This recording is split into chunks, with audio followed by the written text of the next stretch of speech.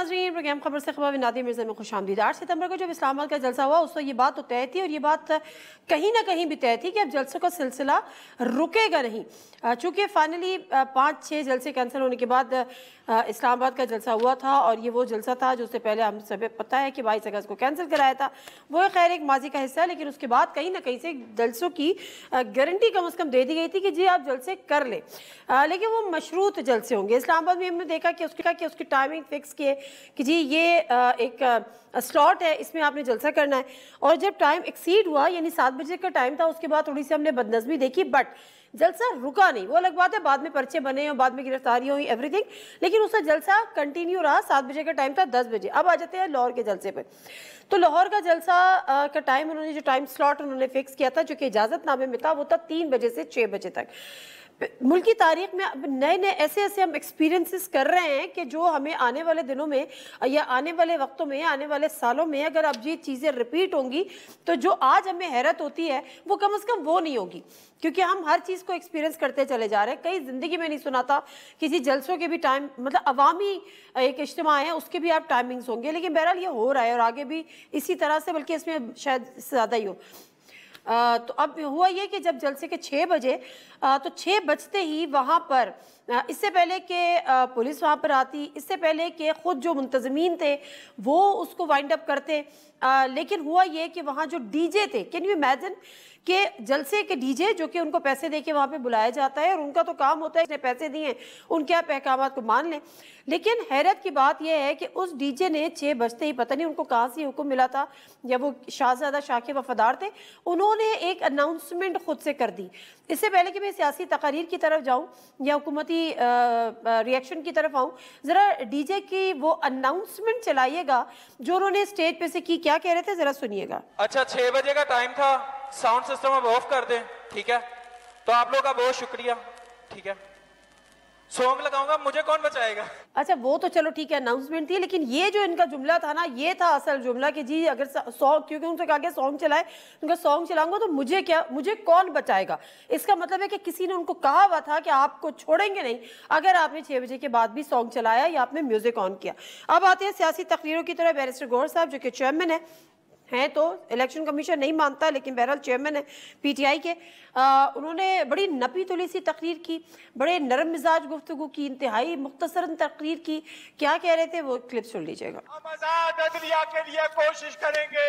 हम बताना चाह रहे पाकिस्तान में जमहूरियत के सिवा कुछ नहीं चलेगा। हम ये कहे कि एक दूसरे के रास्ते बहुत बंद किए, अब मजीद रास्ते बंद ना करो, रास्ता निकालो।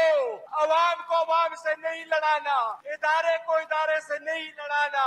पाकिस्तान की अवाम तैयार कर बैठे, आजाद अदलिया होगी, आजाद अदलिया के सिवा कुछ कबूल नहीं। बड़े अच्छे बच्चों वाली इन्होंने तकरीर की और अच्छी बात है। अज़म बुखारी साहबा जो कि इंफॉर्मेशन मिनिस्टर भी हैं पंजाब की, और वो आज के दिन किस गाड़ी में कितने लोग आ रहे थे, कौन कितने लेकर आ रहा था बंदे, वो आज सिर्फ हमें बंदे गिनती नजर आई। क्या कह रही थी, उनका क्लिप चला दें जरा। लाहौर से जो है वो अभी तक 1500 से 1600 लोग जो हैं वो लाहौर से उन्होंने जलसे में शिरकत की है। मशहूर है जमाना हमारी पार्लिमानी लीडर जो है पीटीआई की डीजी खान से, उनके साथ 100 से जो है वो 150 लोग जो हैं वो मौजूद हैं। आलिया हमजा साहब अभी 100-150 लोगों के साथ तशरीफ लाई हैं। सरदार लतीफ खोसा साहब, सो वो अल्लाह के फजल से 20-25 लोगों के साथ जलसागाह में तशरीफ लाए हैं। अब ये मेरे पास पूरा पलंदा है तस्वीरों के साथ, जिसके अंदर कौन कौन सा लीडर कितने कितने लोगों को लेके आया है ये मेरे पास मौजूद है। ये पीटीआई के लिए होमवर्क किया है मैंने। शेख इम्तियाज साहब लाहौर के सदर है जी पीटीआई के, अल्लाह के फजल से 15 से 20 लोगों के साथ जलसागाह में तशरीफ लाए हैं। बच्चर साहब हमारे अपोजिशन लीडर साहब की जबान भी काफी तेजी से गंदी हो रही है, वो मौसूफ 50 से 60 लोगों के साथ जलसागाह में तशरीफ लाए हैं। और हमारे पास ये भी डिटेल मौजूद है कि कितनी गाड़ियां थी और कितनी गाड़ियों में कितने लोग मौजूद थे। कहने का मकसद ये है टोटल 3000 बंदा पूरे पंजाब से इस जलसे के अंदर मौजूद है। लाहौर के अवाम का हाथ जोड़कर शुक्रिया अदा करना चाहती हूँ कि उन्होंने फितना फसाद इंतशार को रिजेक्ट किया है। अच्छा, जलसे में कितने लोग थे ये तो हम आगे जाके जान ही लेंगे, लेकिन एक बात ये जरूर है, आज मैं सारा दिन तज्जिए तबसरे भी इस हवाले से सुन रही थी, किसी ने बड़ा खूब कहा कि ये बात पुरानी हो गई है कि जी लीडर्स जो हैं वो अपने साथ साथ काफिले और लोगों को निकाल निकाल के लेकर आते हैं। ये एक नया ट्रेंड पीटीआई ने जो है वो इंट्रोड्यूस कराया कि लोग खुद घरों से निकलते हैं। जो पीटीआई के वोटर हैं, सपोर्टर हैं, जिनको जलसे में आना होता है, वो अपने वहाँ के किसी लीडर का या वहाँ के किसी एमपी का इंतजार नहीं करते, वो खुद जलसों में आते हैं। तो ये जलसों को लाने वाली कहानी जो है वो खैर अभी पीएमएलएन और पीटीआई के लिए नहीं, शायद पीपल्स पार्टी की हद तक अभी भी वो जिंदा और जावेदा है। बहरहाल प्रोग्राम को में आगे बढ़ते हैं और जलसे का अहवाल क्या था कि वाकई 3000 लोग थे और ये जो डीजे ने जो अनाउंस किया ये क्या मामला था। अली अमीन गंडापुर साहब देर से आए तो वो जो कहा गया था कि माफ़ी मांगे तो वो तो तकरीर ही ना कर सके, उसकी एक लंबी कहानी, उस पर भी ज़रा बात करेंगे। लेकिन उससे पहले मियाँ शुएब जो कि हमारे नुमाइंदे जलसे पे आज कवर करते रहे। अच्छा शुएब ज़रा बताइएगा तादाद कितनी होगी लगभग जलसे में? 3000? देखिए जलसे का जो था आज टाइम था इंतज़ामिया की जानिब से ये दिया गया था 3 बजे से लेकर 6 बजे तक पीटीआई ने इसके दौरान आपने जलसा करना है। और पीटीआई के चेयरमैन बैरिस्टर गौहर की जानिब से जो कारकुनों को एक वीडियो पैगाम दिया था उसमें ये कहा गया था कि आपने 3 बजे के करीब जो है तमाम कारकुनों ने यहाँ पहुँचना है। दीगर शहरों से भी आने वाले काफ़िले थे उनको भी ये कहा गया था कि 3 बजे के करीब आपने यहाँ पहुँचना है। हम सुबह ही पहुँचे तो जो कारकुन है वो वक्फे से आना शुरू हो गए थे। जो एक बड़े काफ़िलों की सूरत में लोग आए वो 3 बजे के बाद आना शुरू हुए, क्योंकि जो क़यादत थी वो ख़ुद भी लेट आई, लेकिन जो है कारकुन वो आते रहे। जो क़यादत थी वो बेशतर लोग तो क़यादत जो है वो अकेले ही आए यहाँ, लेकिन कारकुन ख़ुद से जो काफ़िलों की सूरत में जिसने आना था वो आए, दीगर लोग भी आए। जो इंतज़ामिया की जानिब से जो अनाउंस किया गया था कि पीटीआई के जो मकामी इंतज़ामिया थी उन्होंने कहा था कि 12 से 15,000 के करीब जो हम कुर्सियाँ यहाँ लगाएंगे, लेकिन जो लोग यहाँ इंतज़ाम कर रहे थे कैटरिंग वाले, हमारी उनसे बात की, उन्होंने कहा था कि हमें ऑर्डर जो है वो 5,000 के करीब कुर्सी का दिया गया, लिहाजा 4 से 5,000 जो कुर्सी है यहाँ वो लगाई गई। लेकिन जो कारकुन की एक बड़ी तादाद दीगर शहरों से भी आई, लाहौर से भी कारकुन आए, तो हम ये कह सकते हैं कि 12 से 15,000 के करीब जो कारकुन है यहाँ वो जलसागाह पहुँचे। एक मुनासिब पीटीआई है, क्योंकि लाहौर में ये एक जलसा जो तकरीबन 1.5 साल से ज़ायद वक्त गुजरने के बाद एक जो पीटीआई का लीगल जो जलसा था वो ये जलसा था। तो हमने माजी के भी जलसे कवर किए, लेकिन बड़े जलसे होते हैं पीटीआई के, यहाँ जलसे में कुछ मिसमैनेजमेंट भी हमने देखी। एक तो प्रॉपर रुकावटें थी लाहौर शहर में, रुकावटें थी, कोई बताइएगा? देखिए कल इंतज़ामिया की जानिब से मुख्तलिफ मकामात पर कंटेनर लगाए गए थे, लेकिन आज हमने देखा है कि इंतज़ामिया की जानिब से तमाम जो रास्ते थे लाहौर के दाखिली और खारजी रास्ते, उन पर साइड पर कंटेनर खड़े हमने ज़रूर देखे, लेकिन ऐसा कहीं नहीं हमने देखा कि जो कंटेनर लगाकर कहीं कारकुनों को रोका गया हो। ठीक है, बहुत शुक्रिया शुएब। हमारे साथ इस बैरिस्टर सैफ साहब मौजूद हैं, उनसे पूछते हैं कि क्या जो कहा यह जा रहा है कि कोई ऐसा मुआहिदा हुआ था जिसमें अली गंडापुर साहब ने माफ़ी मांगनी थी और अब उनकी तकरीर नहीं हो सकी, वो देर उनको क्यों हुई? अस्सलाम वालेकुम बैरिस्टर सैफ साहब। वालेकुम अस्सलाम। बैरिस्टर साहब से फरमाइएगा कि जब आपके अपने चेयरमैन ने ये कहा था कि जलसा जो है will be between 3 to 6 PM, तो क्या वजह थी कि जो अली अमीन गंडापुर साहब हैं CMKP, वो इतनी ताखीर से पहुंचे, उन्होंने क्यों नहीं फॉलो किए टाइमिंग्स?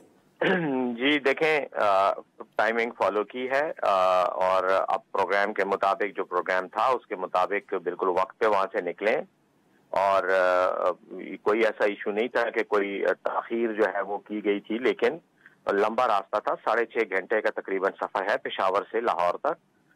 उसमें एक ये भी इशू था कि जब आप हजारों लोगों को साथ लेके आ रहे होते हैं, गाड़ियों का एक तवील लंबा काफिला होता है, उसमें फिर स्पीड वैसे ही स्लो होती है, क्योंकि आप सब साथ एक ही एवरेज स्पीड जो होती है वो रिड्यूस हो जाती है, सबको साथ लेके आना पड़ता है। दूसरी बात यह है कि ये बावजूद इन दावों के रास्ते खुले हुए थे, मैं खुद आपको बता सकता हूं कि सियाल मोड़, पोर्ट मोमिन के पास जो सियाल मोड़ है, ये इस इलाके में कंटेनर रखा हुआ था। उस कंटेनर को हमारे लोगों ने हटाया, उसके बाद थोड़ा आगे गए हैं तो जिस वक्त जलसा गाह से तकरीबन कोई 10-15 मिनट के फासले पे हम रह गए थे, तो वहां पर काला शाह काकू का इलाका आता है जो मोटरवे से रिंग रोड की तरफ एग्जिट है, उसको भी ब्लॉक किया हुआ था, वहां पे भी गाड़ियां खड़ी की हुई थी। हाँ। और उनको हटाने में काफी टाइम लगा। लेकिन हाँ। अगर ये रास्ते ना बंद, नहीं मेरी बात आप आराम से सुन लेना, फिर फायदा कोई नहीं होता ना, मैं अब तेजी में क्या बात करूं फिर आपसे।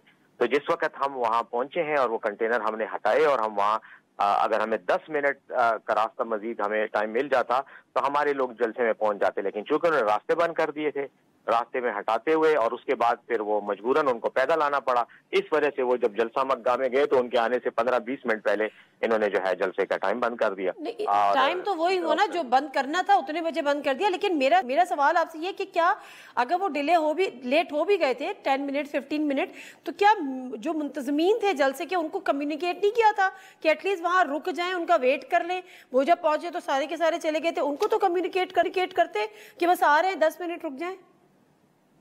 मुझे यकीन है कि उनके साथ राब्ता था, मेरा भी लोगों के साथ राब्ता था, सबको पता था। लेकिन जब पुलिस वाले आके आपको आपके स्पीकर सिस्टम, साउंड सिस्टम खत बंद कर दें, आपकी बिजलियां बंद कर दें और उसके बाद जबरदस्ती स्टेज पे कब्जा कर लें, तो फिर लोग वहाँ क्या रुकते? मुंतजमीन क्या करते? पुलिस के साथ अगर लड़ाई करते तो फिर आप ही प्रोग्राम में कह रही होती कि जी आपने कानून में हाथ में ले लिया। अगर ना करते तो फिर वो उन्होंने उतर नहीं था। अच्छा, तो कानून हाथ में नहीं लिया, लेकिन सीएम केपी ने बंदूक हाथ में ले ली।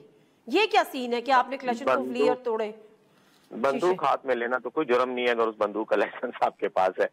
क्लैशनकोफ का लाइसेंस भी होता है या क्या आप उसको सरेआम लहराएं और फिर शीशे तोड़े? एक सीएम को ये जेब देता है? मोहतरमा वजीर आला के पास सिक्योरिटी होती है, उनके पास लाइसेंस होता है और इख्तियार होता है, वो इस्तेमाल कर सकते हैं। कहीं भी उठा के मारे तोड़े नहीं, कहीं पे उठा के मारे। देखिए, हम फिर वो तंजिया गुफ्तगू में चले जाते हैं ना, बात की बजाय हम एक दूसरे से पॉइंट स्कोरिंग में आ जाते हैं, यही प्रॉब्लम होता है। अब क्या किया जाए इसमें? इसका कोई इलाज मेरे पास नहीं है। ये बताएं बैरिस्टर सैफ साहब, ये बता आप इंतहाई सुलझे हुए और बड़े मैं आपकी बड़ी रिस्पेक्ट करती हूँ। मैं सिर्फ आपसे जानना ये चाह रही थी, आगे बढ़ते हैं, कि ये कोई ऐसा एग्रीमेंट हुआ था, कोई ऐसी अंडरस्टैंडिंग थी कि अली अमीन गंडापुर साहब अगर जलसे में आएंगे, टाइमली आएंगे, तकरीर करेंगे, तो जो इस्लामाबाद में उन्होंने मरीम नवाज साहिबा के लिए अल्फाज अदा किए थे, जिसकी बड़ी मजम्मत भी हुई थी, उस पर वो माफी मांगेंगे? कोई अंडरस्टैंडिंग थी? देखें, ऐसी कोई अंडरस्टैंडिंग पीटीआई के जो हमारे केपी की लीडरशिप है उनके साथ नहीं हुई थी, वो अली अमीन गंडापुर साहब के साथ भी नहीं हुई थी। फिर अब इन्होंने जो एनओसी दिया, उस एनओसी में जो शराइत थी कोई 40 के करीब, उनमें शायद इन्होंने कोई माफी मांगने का लिखा था। वो एनओसी मैंने पढ़ा नहीं है, जुबानी मैंने सुना है कि ये एक्सपेक्ट कर रहे हैं। डिप्टी कमिश्नर साहब लाहौर के कह रहे थे कि वो आके माफी मांगेंगे। तो अब डिप्टी कमिश्नर ग्रेड 18 का एक सरकारी अफसर वो कहता है वजीर आला को, एक सूबे के मुंतखब वजीर आला के, तुमने आके जलसे में माफी मांगी, ये उसकी तरफ से शर्त थी। तो इसके बारे में मेरा सुबह बयान आ चुका है जो सारे मीडिया में चला है कि ये एक मज़ाक़-ए-ख़ेज़ की बात है। दूसरी बात यह कि हमारा कोई इरादा माफी, किस बात की माफी मांगते? अगर माफी मंगवानी है हमसे तो पहले मरियम साहिबा आके अपने वालिद साहब की चोरियों की और मुल्क में करप्शन और लूट मार की जो दास्तानें इनकी हैं उसकी माफी मांगे। मिनहाजुल कुरान में लोगों को दिन दहाड़े कत्ल करने की जुर्म की माफी मांगे। उसके बाद चले हम भी कंसिडर कर लेंगे कि हमने जो इनकी शान में गुस्ताखी की है तो उस पर भी हम माजरत कर लेंगे, लेकिन हमने कोई गुस्ताखी नहीं की, हमने सच बोला है। चले, बहुत शुक्रिया बैरिस्टर सैफ साहब आपके टाइम का। नाज़रीन, मुख्तसर सा ब्रेक लेते हैं। ये बातें जो हो रही थी, उन्होंने कहा कि कोई ऐसी शक थी शायद वहाँ के डीसी ने डाली थी, लेकिन हमने उसको तस्लीम नहीं किया था। बट एनीवेज, माफ़ी की बात तो दूर की है, तकरीर ना हो सकी क्योंकि अली अमीन गंडापुर साहब देर से पहुँचे और शो मुक चुका था। ब्रेक लेते हैं, ब्रेक साहब साथ हैं तो ज़रा गुफ्तगू करेंगे। उस्मा कारदार साहिबा और हमारे साथ मौजूद हैं शौकत बसरा साहब मौजूद होंगे, माजिद निज़ामी मौजूद होंगे और ज़रा आगे बढ़ेंगे और इस पर ज़रा खुल के गुफ्तगू करते हैं। प्रोग्राम एक दफ़ा फिर आपको खुशामदीद कहते हैं और तीनों मेहमानों को भी हम खुशामदीद कहते हैं। उस्मा कारदार साहबा, शौकत बसरा साहब, माजिद निज़ामी साहब। बात का आगाज़ करती हूँ शौकत बसरा साहब आपसे। ज़रा ये बताएगा ये अली अमीन गंडापुर साहब को इतना गुस्सा क्यों था? मतलब देर से आप आए, तकरीर आप ना कर सके, जलसा का आप लेट आए, फिर आप क्लैशनकोफ लेकर जो है वो ट्रक के या कंटेनर के पता नहीं किसके आप शीशे तोड़ रहे हैं। ये किसी सूबे के वज़ीर आला को ज़ेब देता है बसरा साहब? नादिया, पहली बात तो ये है कि अल्लाह ताला का लाख लाख करम है कि वतुइज़्ज़ु मन तशा वतुज़िल्लु मन तशा, कि जो कुछ ये फॉर्म 47 की जाली हुकूमत ने जो कुछ किया वो पूरी कौम के सामने है, मीडिया के सामने है कि फिस्तायत और जुल्म जो है वो जो चल रहा है 1.5-2 साल से, उसका इजहार आज भी आपने देखा। ये जो इमरान खान कहते हैं कि ये मार्शल प्लस है, ये कर्फ्यू है पंजाब के अंदर, और जाहिर है एक जाली हुकूमत है। फॉर्म 47 की जो वज़ीर आला है जो हारी हुई है खुद, उसने देखा कि यहाँ पर लोग निकलेंगे, जाहिर है उसकी हुकूमत ही सिर्फ और सिर्फ खौफ पे कायम है इन लोगों की तो आज आप यकीन माने कि जब मैं आपसे बात कर रहा हूँ शायद 24 घंटे हुए हमें एनओसी मिले हुए, तो वो एनओसी क्या था, 40 शराइत के साथ एनओसी दिया गया। उसके बाद जो कुछ हुआ वो आपने देखा कि पूरे लाहौर को कंटेनर से सील कर दिया गया, लोगों को गिरफ्तार किया गया। एक रास्ता जो हमारे जाता था काना वाला, अगर आप मुझे कहें तो अभी मैं आपको उसकी फुटेज सेंड कर देता हूँ, बल्कि मैंने ट्वीट की हुई है, जिनको इन्होंने बंद कर दिया। अच्छा। और हमारे इमरान खान साहब के चाहने वालों ने वो रुकावटें हटाई। और ये इंतजामिया बार बार हमें शिकाल दिला रही थी, इसी तरीके से कुछ मिसहैप हो चुके इन लोगों ने, ये हमारे लोगों को गिरफ्तार कर रहे थे, असला था उनके पास, लेकिन हमने फैसला किया हुआ था कि ये हमारे ऊपर लाठी चार्ज करें, ये आंसू गैस के शेल फेंकें, हमने पुरअमन रहना है और कानून को हाथ में नहीं लेना। ठीक है, तो अच्छी स्ट्रेटेजी थी, अच्छी स्ट्रेटेजी थी। बगैर किसी बैड टेस्ट के जो है वो जलसा खत्म हुआ। इन्होंने तो पूरी कोशिश की, इन्होंने, लेकिन अभी उस बात समझे, इन्होंने तो पूरी नहीं समझ गई आपकी बात। मैं जरा उस्मा कारदार को भी समझने का मौका देती हूँ ना जरा। उस्मा कारदार साहिबा, ये एक तरफ आप कहते हैं कि अब इनका कोई नाम लेवा नहीं है, इनके जलसों में कोई आता नहीं है, कहानी मुक गई है, माजी का हिस्सा हो गए हैं। दूसरी तरफ आप कंटेनर्स लेके ब्लॉक करते हैं, जलसे की इजाज़त देने में पसो पेश से काम लेते हैं, फिर 40 शराइत आयद करते हैं, फिर कंटेनर्स लगाते हैं, फिर एक टाइम स्लैब रखते हैं कि जी आपने इसमें जलसा करना है, फिर उसको आप डिस्पर्स करते हैं। अगर इतना ही ख़त्म हो गए तो डरी हुई क्यों है पंजाब हुकूमत? बिस्मिल्लाहिर्रहमानिर्रहीम। नादिया, पंजाब हुकूमत जो है वो तो आज पूरा दिन उन्होंने इनको वेलकम करने के लिए तमाम शहराएं, सब सड़कें जो थीं वो खुली छोड़ी हुई थीं और कहीं पे किसी किस्म की कोई रुकावट नहीं थी। जो मामूल का कारोबार था वो भी चल रहा था, लोग आ रहे थे, जा रहे थे। हत्ता कि मैं आपको बताऊं कि जो मेट्रो सर्विस है वो भी रवां दवां थी, वो भी चल रही थी। अब नादिया, बात सारी ये है कि पंजाब के लोगों ने इनको कंडम करके रिजेक्ट कर दिया है। उनको पता है कि इन्होंने सिवाय इसके के इंतशार फैलाने के और उनके बच्चों के मुस्तकबिल तबाह करने के और कुछ इनके पल्ले नहीं है, तो इसलिए वो निकले ही नहीं। और उनको जरूरत क्या है निकलने की? उनको पता है कि मरियम नवाज साहिबा जो हैं वो अपना लोहा मनवा चुकी हैं एज ए चीफ मिनिस्टर। जो जिस तरह से उन्होंने काम किया पब्लिक वेलफेयर के लिए और लोगों की बेहतरी के लिए, आपके सामने मुझे कुछ कहने की जरूरत नहीं है। तो अब लोगों को समझ आ गई है कि कौन उनके लिए जो है वो एक मुस्बत इकदाम उठा रहा है, उनकी जिंदगी में बेहतरी लाने की मुसलसल दिन रात कोशिश कर रहा है, और कौन है जो उनके जिंदगी को बर्बाद करने पे तुला हुआ है, उनकी जिंदगियों, उनके बच्चों की जिंदगियां खराब करने। अब आपने देख लिया, अब गंडापुर साहब जो आपके मौला जट हैं, क्या उनका रवैया है, वो क्या मतलब, वो उन्होंने तो पश्तून जो आपकी लोग हैं जिन्होंने इनको मैंडेट दिया है उनको शर्म से पानी पानी कर दिया। क्या ये पख्तून कल्चर है? क्लैश एंड कोफ लहराते आए, एक शीशा तोड़े, दूसरा तोड़े, तीसरा तो भैया आपको जो पता था कि आपने जलसे पे आना है और एक टाइम के मुताबिक आना है तो आप सुबह निकल पड़ते। आप ये जनाब साहब एक छोटा सा काफला लेके 3 बजे आप अटक पहुंचते हैं, तो ये क्या मामलात हैं? और चलें मुझे जरा इसकी थोड़ी सी क्लैरिटी चाहिए। माजिद निजामी साहब, पीटीआई का कहना यह है कि जी कंटेनर्स थे, सारे रास्ते बंद थे, सील किया गया था, कारकुनों को मुश्किलात का सामना हुआ। बैरिस्टर साहब से बात कर रहे थे, उन्होंने भी सियाल और 1-2 जगहों की बात की। हुकूमत का कहना यह है कि कंटेनर साइड पे तो रखे थे लेकिन बंद नहीं किया था शहर को। आपकी इंफॉर्मेशन क्या है? शहर के रास्ते बंद थे या खुले हुए थे मुकम्मल तौर पे? जी बहुत शुक्रिया। कल रात तक की जो रिपोर्ट्स थे उसमें तो बिल्कुल कंटेनर्स मौजूद थे और ये प्लानिंग भी की जा रही थी कि इनको किस किस तरह से लगाया जाएगा, लेकिन आज सुबह से मामला तब्दील हो गया था और उसके अंदर बहुत कम जगहों पे मेरा ख्याल है कंटेनर्स मौजूद थे और जहाँ पे मौजूद भी थे तो उनको इस तरह से खड़ा किया गया था कि ट्रैफिक में खलल पड़े। बुनियादी तौर पे ये कुछ नफ्सियाती हरबे होते हैं जो हुकूमतें अपनाती हैं। मिसाल के तौर पे एनओसी लेट कर देना, पहले छापे मारने, एक कंफ्यूजन का माहौल बनाना, उसके बाद कंटेनर्स कई दफा तो आप लगा के रोड ब्लॉक कर देते हैं, कई दफा आप उन कंटेनर्स को सड़कों पर मौजूद रखते हैं ताकि ट्रैफिक में खलल पड़े। इसी तरह 1-2 जंक्शंस के ऊपर इन्होंने बिल्कुल कंटेनर्स के साथ रोड ब्लॉक भी किए थे कि जहां से रिंग रोड वगैरह शुरू हो रही थी। तो बुनियादी तौर पे तो गवर्नमेंट ने वो तमाम नफ्सियाती हरबे अपनाए हैं कि जिसके जरिए उन्होंने जलसे को रोकने की कोशिश की है। लेकिन मैं समझता हूँ कि तहरीक अच्छा इंसाफ ने चले अच्छा पावर हाँ किया है। अच्छा ये तो चलिए ठीक है, गवर्नमेंट ये करती हैं, अब हम वही वाली बात करते हैं कि जी करती हैं, मगर मैं पूछना ही चाह रही थी, अली अमीन गंडापुर साहब को पता था कि 6.5 घंटे का रास्ता है, तो उनको उसी हिसाब से टाइम मैनेज करना चाहिए था। उनको पता है काफिले आते हैं, देर हो जाती है। नंबर 1, उनसे शराइत में था डीसी की जो 40 शराइत थी कि आप वो माफ़ी भी मांगेंगे, अब वो मांगते हैं नहीं मांगते, लेकिन उनकी तकरीर ही नहीं हुई। 6 बजे लाइट्स ऑफ हुई, खुद डीजे अनाउंस कर रहे हैं, वो डीजे जो उनके अपना लाइव है पीटीआई के अपने, कोई गर्मा गर्मी कम अज़ कम हुकूमत को लेकर नहीं हुई। सारी जो तकरीर थी, चेयरमैन साहब ने तो गुडी गुडी तकरीर कर दी, बैरिस्टर गौहर साहब ने, जो दीगर लोगों ने की उन्होंने अदालतों को निशाना बनाया। तो ये क्या कोई अंडरस्टैंडिंग थी कि कोई सियासी हमले नहीं होंगे, कोई जिस तरह से इस्लामाबाद के जलसे में हुआ था, फिर अली अमीन गंडापुर साहब तकरीर नहीं कर पाए, वो जब पहुंचे तो मुंतज़मीन वहाँ से जा चुके थे।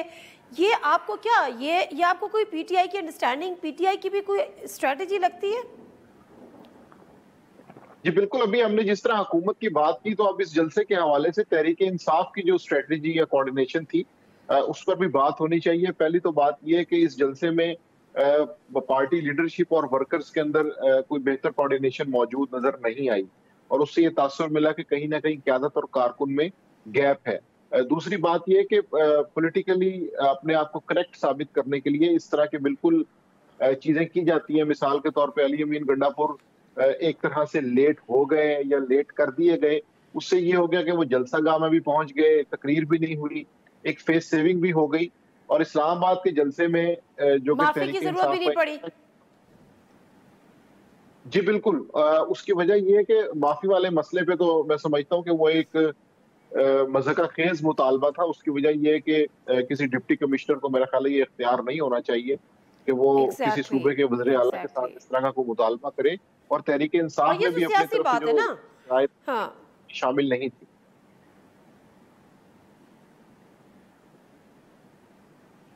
बिल्कुल ठीक है। शौकत बसरा साहब, जरा इस पे आप भी कहिएगा कि ये अंडरस्टैंडिंग थी और ये जो शर्त थी कि माफ़ी मांगे, तो क्या इसी वजह से तो नहीं कि एक स्ट्रेटजी के तहत अली अमीन गंडापुर साहब लेट हो गए, और वो क्या होता है एक मुहावरा है ना, 9 मन तेल होगा न राधा नाचेगी, ऐसे ही था क्या? कल अगर आप जब ये एनओसी इशू किया इन्होंने, हमने तो उसी वक्त हमारे जितने स्पोक्स पर्सन थे, इवन मैं खुद आपको भी एक भेज देता हूँ, हमने कहा था एब्सोल्युटली नॉट, बिल्कुल माफी नहीं मांगेंगे। किस बात की माफी मांगे?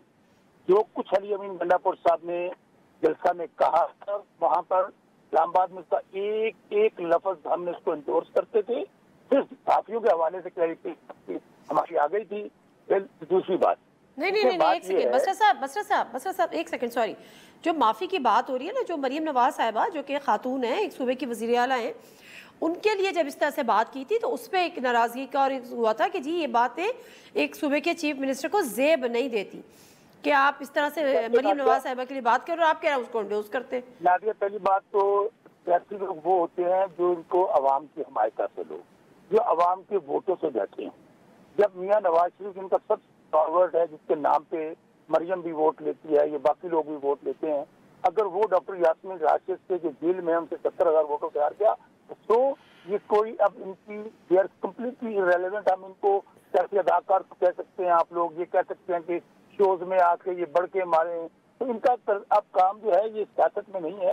हाँ, ये जिस काम लगे हुए हैं कि और एस्टेब्लिशमेंट के साथ मिलकर उनके बूट पॉलिश करके वोट को इस जगह नारा दफना दिया, उसको ये नौकरी करके तो आप इख्तियार में तो रह सकते हैं, ये अवाम की नुमाइंदगी है। दूसरी बात, हर आदमी उसको अपनी बात को ट्विस्ट दे रहा था, कोई उन्होंने ऐसी बात नहीं कही थी। देखिए, उनका कहने का मकसद हम भी ये समझते हैं कि जलसों में जब आप आते हैं ढोल धमक्का भी होता है, बारात को अवाम का हक कहा गया था, अवाम हमारे साथ आएगी, लोग हमारे साथ आएंगे, लेकिन उसको इन लोगों ने पता नहीं क्या क्या चले।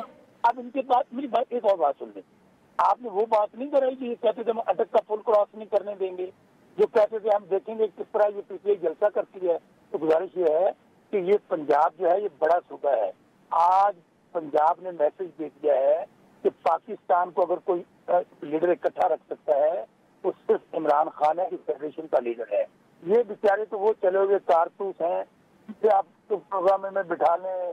चले ये भी अवाम ने डिसाइड करना है। ब्रेक लेने दें, मुझे ब्रेक लेने दीजिएगा। मैं उस्मा कारदार साहिबा से बात करूंगी इस हवाले से, क्योंकि उस्मा बुखारी साहिबा का भी एक स्टेटमेंट आया। उन्होंने कहा कि जी हमारा ये एक बड़ापन है और हमारा शुक्र एहसान है KPK के लोगों पर कि उनको हमने पंजाब में एंटर होने दिया। तो पंजाब पाकिस्तान का सूबा नहीं है, या उसके लिए कोई इजाज़त या कोई वीज़ा लेना पड़ता है? ब्रेक लेते हैं, वापस आते हैं।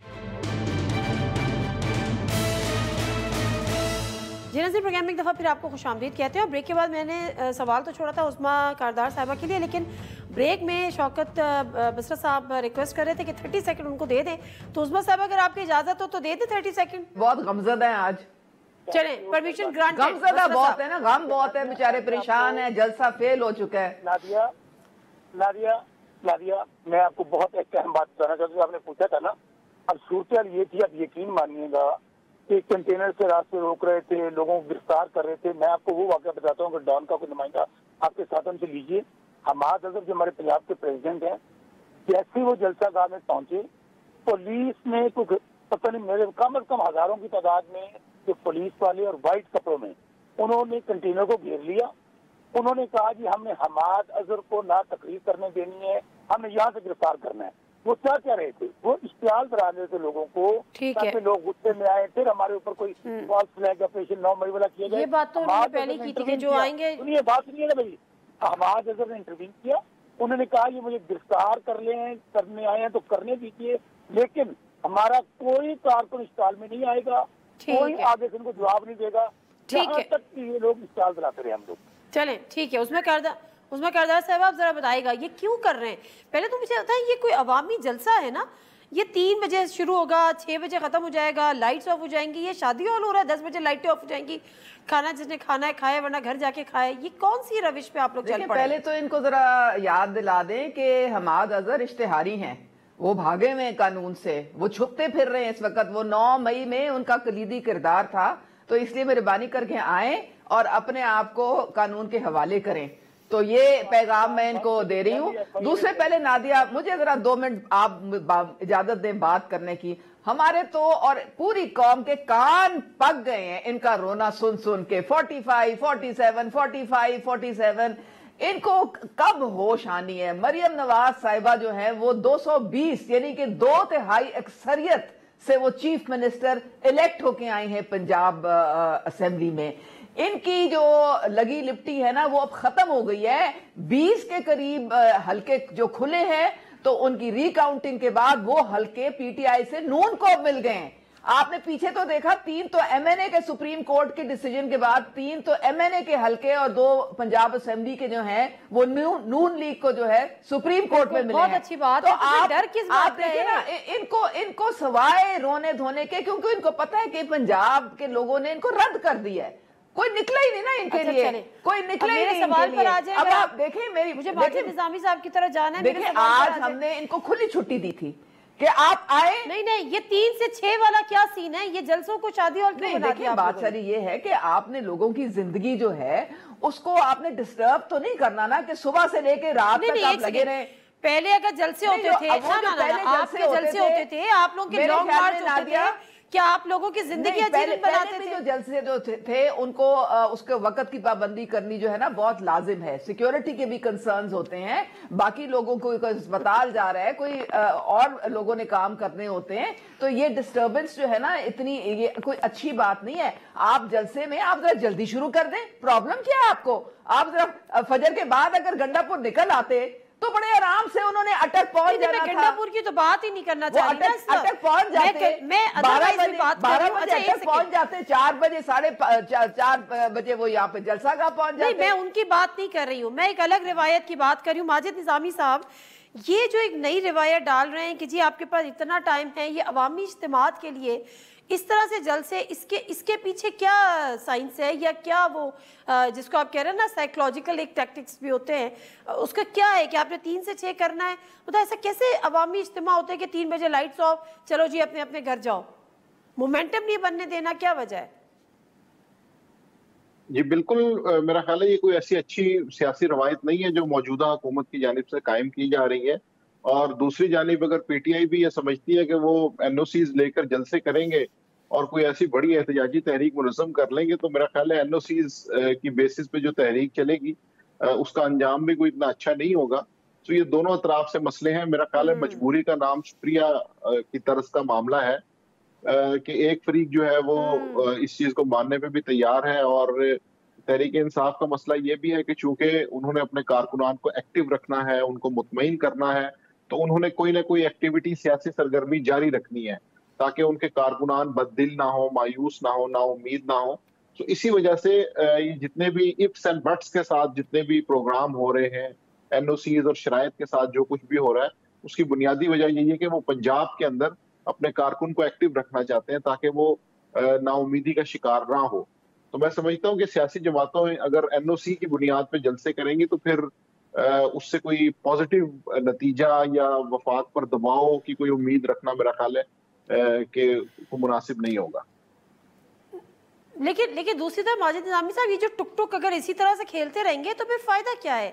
ये तो ना कोई प्रेशर बिल्ड कर सकेंगे, ना कोई एहतजाजी तहरीक चला सकेंगे, ना ऐसा कोई मोमेंटम कंटिन्यू कर सकेंगे, बना सकेंगे।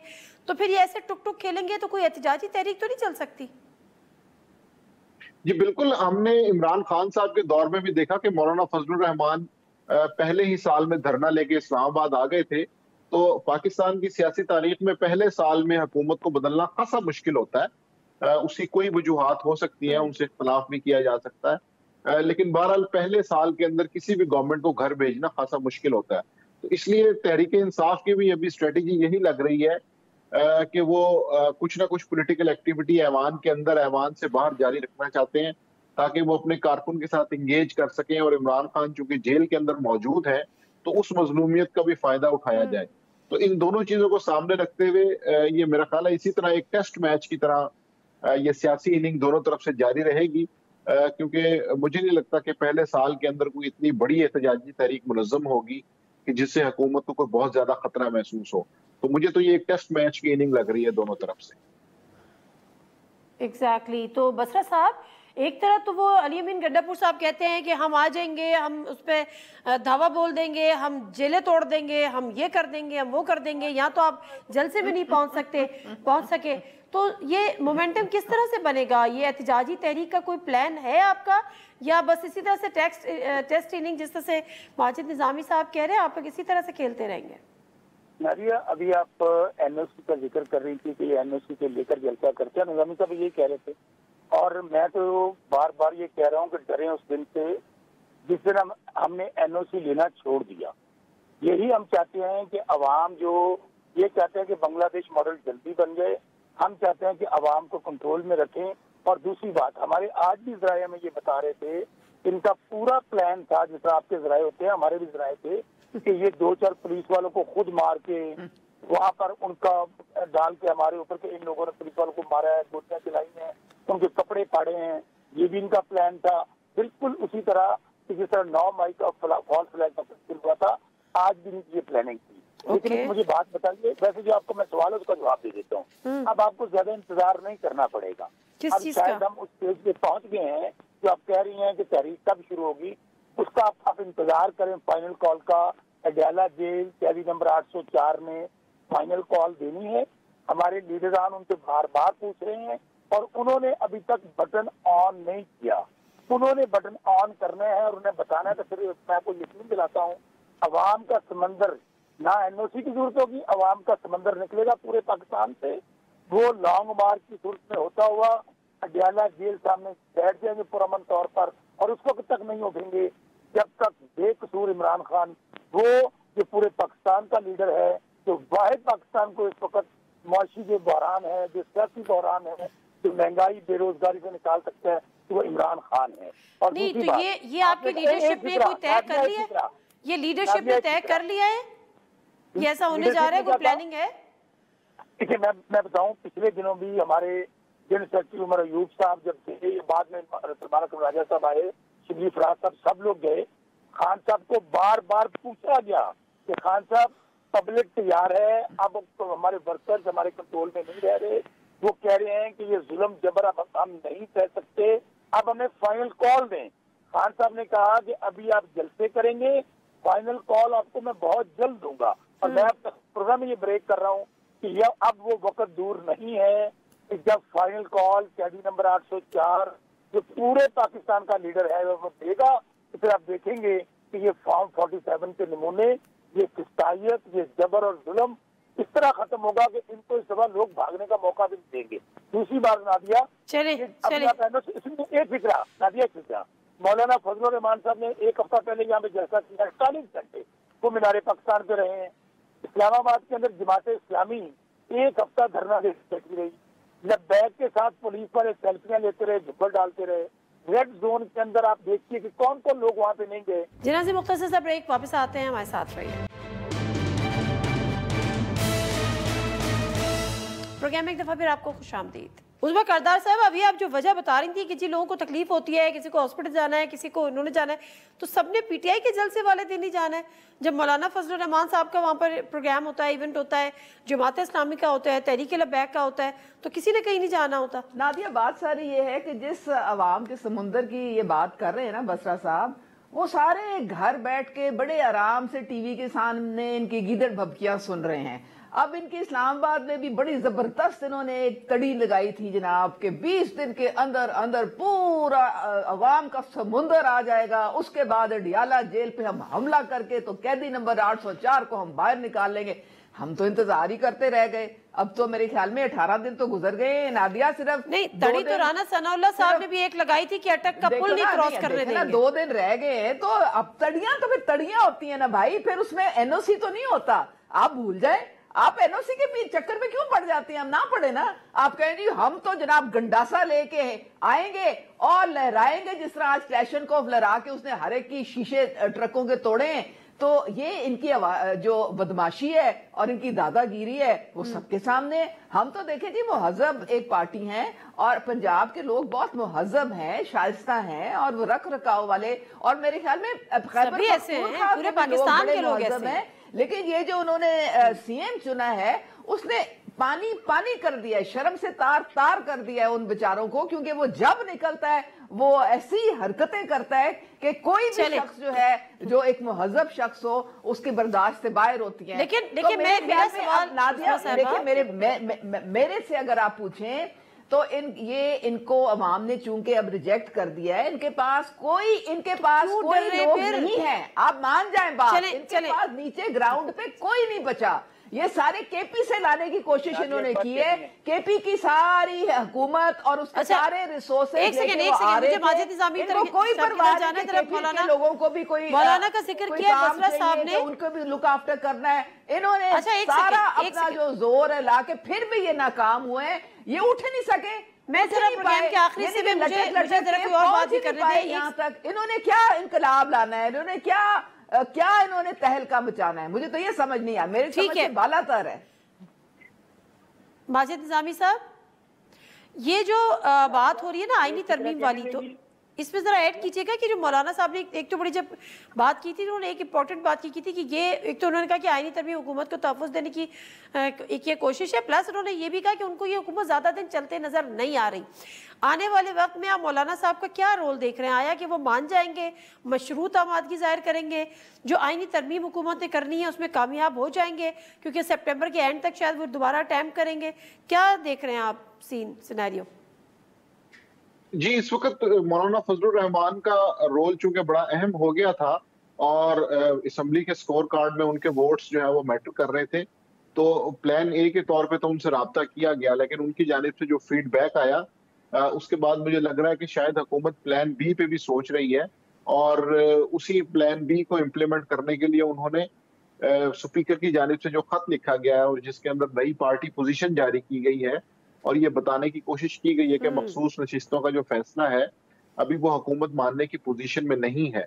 तो अगर इलेक्शन कमीशन ऑफ पाकिस्तान के साथ मिलकर स्पीकर या हुकूमत इस तरह का कोई बंदोबस्त करने में कामयाब हो जाते हैं तो फिर मुझे लग रहा है कि इस पॉलिटिकल गेम में से मौलाना फजलुर रहमान के जो 8 नंबर है वो भी बिल्कुल इररेलेवेंट हो जाएंगे, क्योंकि अगर मखसूस नशिस्तें आ जाती हैं जो कि सुप्रीम कोर्ट का फैसला है, उसके खिलाफ हुकूमत और इलेक्शन कमीशन कोई ऐसी बंदोबस्त कर लेते हैं तो फिर ऑप्शन बी के तौर पे वो सारा कुछ बहुत आसान हो जाएगा।